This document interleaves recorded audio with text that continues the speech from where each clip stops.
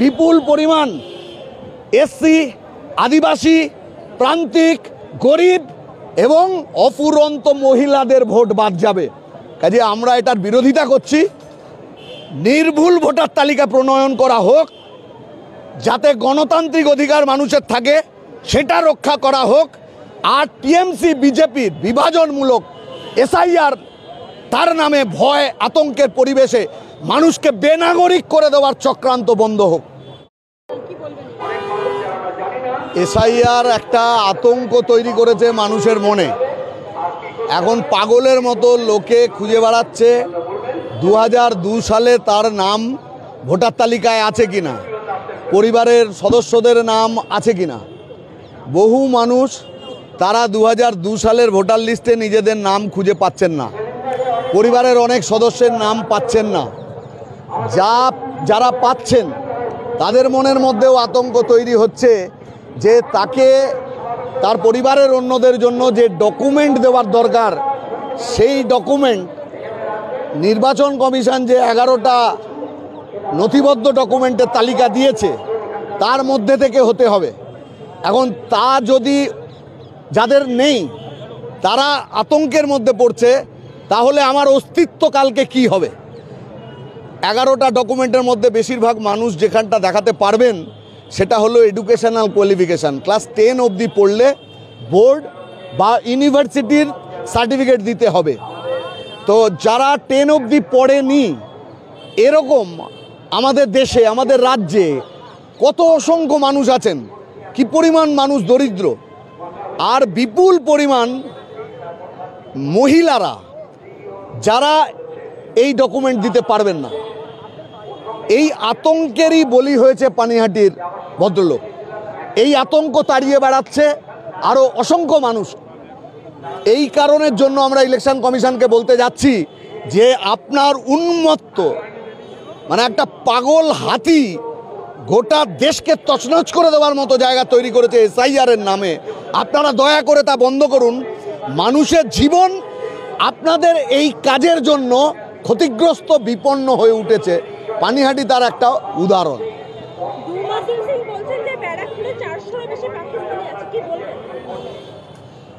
বিহারে যখন এসআইআর হয় তখন বিজেপি আরএসএসের নেতারা চিৎকার করে বলেছিল কি কি কারণে এসআইআর হচ্ছে। আর আমাদের এখানে এসআইআর করতে চেয়ে বিজেপির নেতারা শুভেন্দু অধিকারী, সুকান্ত মজুমদার, শ্রমিক ভট্টাচার্য এরা নিয়ম করে বহুদিন ধরে বলে যাচ্ছে ঘুষপেটিয়া, অনুপ্রবেশকারী, বাংলাদেশি, আর এখন ওদের কয়েনেজ হয়ে দাঁড়িয়েছে রোহিঙ্গা। গোটা বাংলায় যেন মানুষ হচ্ছে রোহিঙ্গা। আচ্ছা, বিহারে তো হয়ে গেছে এসআইআর, তাহলে বিহারে কত বাংলাদেশি, মুসলমান অনুপ্রবেশকারী ধরা পড়েছে তার তথ্য তো এখন জেনে যাওয়া উচিত। এই যে পাশের বাড়িটা আছে, গিয়ে জিজ্ঞেস করুন। 65 লক্ষ মানুষকে প্রথম ড্রাফট ইলেকটোরাল রোল প্রকাশ করবার সময় বাদ দেয়।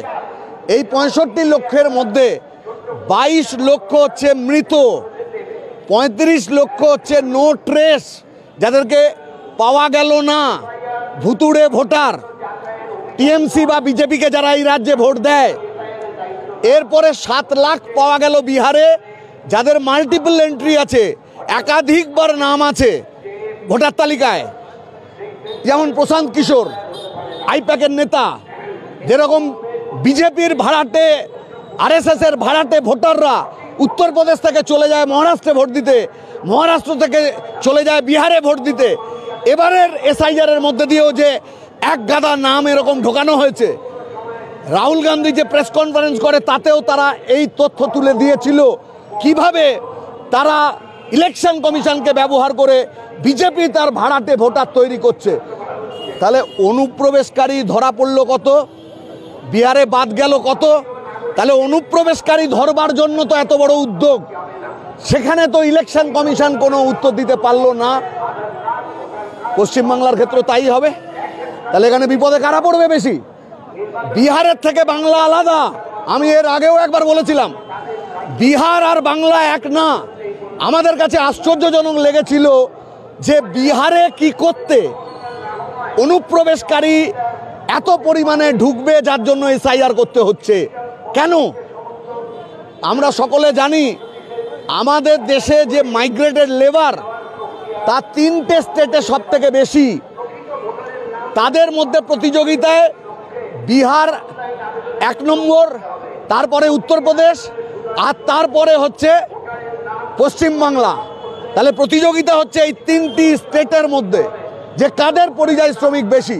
তাহলে এহেন বিহারে কি করতে বাইরে থেকে অনুপ্রবেশকারী ঢুকবে, বিদেশি অনুপ্রবেশকারী, যেখানে নিজের লোকেরা কাজ পায় না, তারা বাইরে চলে যায়। তাহলে এটা যে একটা মিথ্যা কথা, এটা বিহারের এসআইআর প্রমাণ করলো। তাহলে বাংলার ক্ষেত্রেও তো এটা সত্য। বাংলায় কি আছে? কাজ আছে? গত 14 বছরে কোথাও কোনো কল কারখানা, কোথাও কাজের জায়গা তৈরি হয়েছে? কিচ্ছু তৈরি হয়নি বাংলায়। তাহলে বাংলায় গ্রামীণ এলাকার গরিব মানুষ, আদিবাসী হোক, তপশিলি জাতি হোক, মুসলমান হোক, উদ্বাস্তু মানুষ, সেই সমস্ত মানুষ চলে যাচ্ছে পরিযায়ী শ্রমিক হয়ে দক্ষিণ ভারতের নানান জায়গায় বা মহারাষ্ট্রে, পাঞ্জাবে, এসব জায়গায়। তাহলে বাংলার অর্থনীতির এই চেহারাতে বিপুল পরিমাণ লোক অনুপ্রবেশকারী এখানে আসবে আর চারিদিক রোহিঙ্গাতে ছেয়ে যাচ্ছে, এর কোনো যুক্তি আছে? তাহলে এটা কেন করা হচ্ছে? গোটা দেশ জুড়ে এইরকম উন্মত্ততা তৈরি করা হচ্ছে কেন? এসআইআর একটা রাজনৈতিক দলের প্রকল্প। 2002 সালের সঙ্গে ম্যাপিং করাতে হবে, কারণ 2002 সালে শেষ ইন্টেনসিভ রিভিশন হয়েছিল ভোটার তালিকা। আচ্ছা, 2002-এ যখন ইন্টেনসিভ রিভিশন হয়েছিল তখন তার 10 বছর আগে, 15 বছর আগের, 20 বছর আগের ভোটার তালিকার সঙ্গে ম্যাপিং হয়েছিল? হয়নি তো। তাহলে এবারে ম্যাপিং কেন? শুধু এখানে থামেনি। অতীতে কোনোদিন নির্বাচন কমিশনে নাম নথিভুক্ত করবার জন্য ভোটার তালিকায় কখনো 87 সালের আগে জন্ম হলে এই ডকুমেন্ট, 87 থেকে 2004 যদি জন্ম হয় তাহলে বাবা অথবা মায়ের ডকুমেন্ট যুক্ত করতে হবে, আর 2004-এর পরে জন্ম হলে তাদের বাবা এবং মা দুজনেরই ডকুমেন্ট দিতে হবে। এর মানে কি দাঁড়াবে? ইলেকশন কমিশন তো অতীতে কোনো দিন এভাবে রিভিশন করেনি। ইলেকশন কমিশনের মোটো হচ্ছে 18 বছরের ঊর্ধ্বে অর্ডিনারি রেসিডেন্ট, সাধারণভাবে যে মানুষ থাকেন এখানে, তাদেরকে ভোটার তালিকায় অন্তর্ভুক্ত করতে হবে। এটা হচ্ছে এই ইন্টেনসিভ রিভিশনের কাজ। বাড়ি বাড়ি গিয়ে দেখা হবে যে কারা এখানে থাকে, কারা অর্ডিনারি রেসিডেন্ট। যারা রাত্রেবেলা ঘুমায় এই ঠিকানায়, বাদ কে পড়তে পারে? কোর্ট যদি বলে কাউকে মানসিক ভারসাম্যহীন, বাদ পড়তে পারে। যাদের হোমলেস, গৃহহীন যে মানুষ, তার ক্ষেত্রে খুঁজে দেখতে হবে যে আগে কোথায় ছিল, তার জন্ম তারিখ কি। কিন্তু এখন যেটা করা হচ্ছে সেটা 11খানা ডকুমেন্ট তৈরি করা হয়েছে। সুপ্রিম কোর্ট বলবার পরেও 12 নম্বর ডকুমেন্ট হিসেবে আধার, তাকে তারা গ্রহণ করবার জায়গায় গেল না। আধার সম্পর্কে বলা হলো যে এটি নাগরিকত্বের প্রমাণ বহন করে না। তাহলে এবার প্রশ্ন হচ্ছে, বাকি যে 11খানা ডকুমেন্ট বলা হলো, সেই 11খানা ডকুমেন্ট কোন আইন বলে সেটা নাগরিকত্বের প্রমাণ? তাহলে এটা কেন করা হচ্ছে? প্রধানত এটা বিভাজনমূলক। হিন্দু মনে করবে আমি বাদ যাব না, মুসলমান বাদ যাবে, তাহলে আমি নিরাপদ। এদেশি মানুষ তারা মনে করবে আমি নিরাপদ, উদ্বাস্তু মানুষের বিপদ। একজন মধ্যবিত্ত, ধনী, উচ্চবিত্ত মানুষ, তিনি মনে করবেন গরিব গুরুবর লোক, লেখাপড়া জানে না, এই ধরনের মানুষ, তারা বন্যায় ঝড়ে ক্ষতিগ্রস্ত মানুষ, যে লেখাপড়া করেনি, তার ডকুমেন্টেশন থাকবে না, আমার ডকুমেন্টেশন আছে। তাহলে বিজেপি গোটা দেশের মানুষকে ছিন্ন ভিন্ন করতে চাইছে। এখানে তৃণমূল কি করছে? প্রত্যেকটা বুথে শয়ে শয়ে ভুতুড়ে মৃত ডাবল এন্ট্রি ভোটার পশ্চিমবাংলার ভোটার তালিকায়। 14 বছর ধরে ছাপ্পা ভোটে তৃণমূল জিতছে।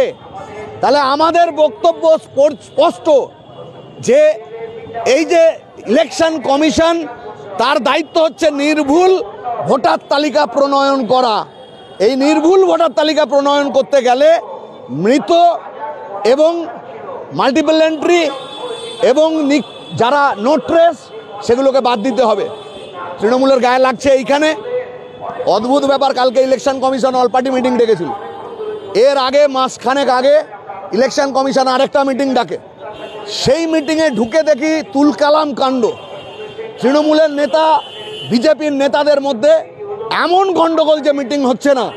তৃণমূলের বক্তব্য হচ্ছে এখানে এসআইআর করতে দেব না, আর বিজেপির বক্তব্য হচ্ছে এসআইআর হবে।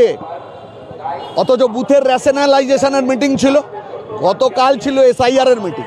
তাহলে তো আমি ভেবেছিলাম তৃণমূল একেবারে এমন অবস্থা তৈরি করবে, এ মিটিংই বোধহয় ভেস্তে যাবে।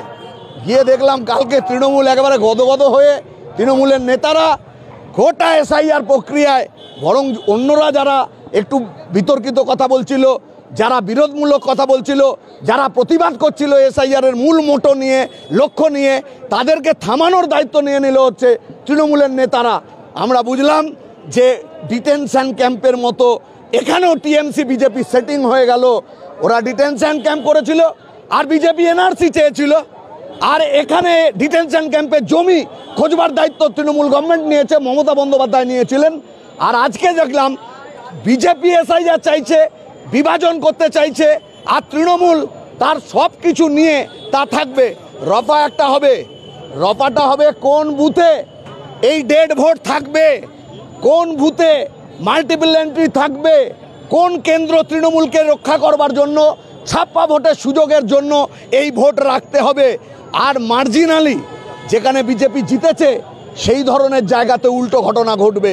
আমি এটা কিভাবে বলছি, বিহারের ভোট এই এসআইআর তার থেকে যেটা বেরোলো তাতে একটা বললাম যে কারা বাদ গেলেন, আরেকটা দিক হচ্ছে দেখা গেল যে 3টে ডিস্ট্রিক্টে ম্যাক্সিমাম লোক বাদ হয়েছে। 3টে ডিস্ট্রিক্টের মধ্যে কতগুলো নির্দিষ্ট অ্যাসেম্বলি কনস্টিটিউয়েন্সিতে বাদ গেল। আরও খেয়াল করে দেখা গেল যে এই বাদ যাওয়ার জায়গাটা হচ্ছে যেখানে মার্জিনালি 3-4 হাজার ভোটে বিজেপি হয়তো হেরেছিল, ওর গড় বেরিয়েছে। কংগ্রেস যেখানে জিতেছিল সেখানে গড় কমার বাদ যাওয়ার পরিমাণ সেটা হচ্ছে 1700, আর বিজেপি যেখানে জিতেছিল সেখানে হচ্ছে তার গড় 1200 ইন্ডেক্সে এসে দাঁড়িয়েছে। তার মানে এখানেও একটা নির্দিষ্ট পরিকল্পনা হয়েছে, যে পরিকল্পনা মাফিক বিপুল পরিমাণ উদ্বাস্তু মানুষের নাম বাদ যাবে, বিপুল পরিমাণ এসসি, আদিবাসী, প্রান্তিক, গরিব এবং অফুরন্ত মহিলাদের ভোট বাদ যাবে। কাজে আমরা এটার বিরোধিতা করছি। নির্ভুল ভোটার তালিকা প্রণয়ন করা হোক, যাতে গণতান্ত্রিক অধিকার মানুষের থাকে সেটা রক্ষা করা হোক। আর টিএমসি বিজেপির বিভাজনমূলক এসআইআর তার নামে ভয় আতঙ্কের পরিবেশে মানুষকে বেনাগরিক করে দেওয়ার চক্রান্ত বন্ধ হোক।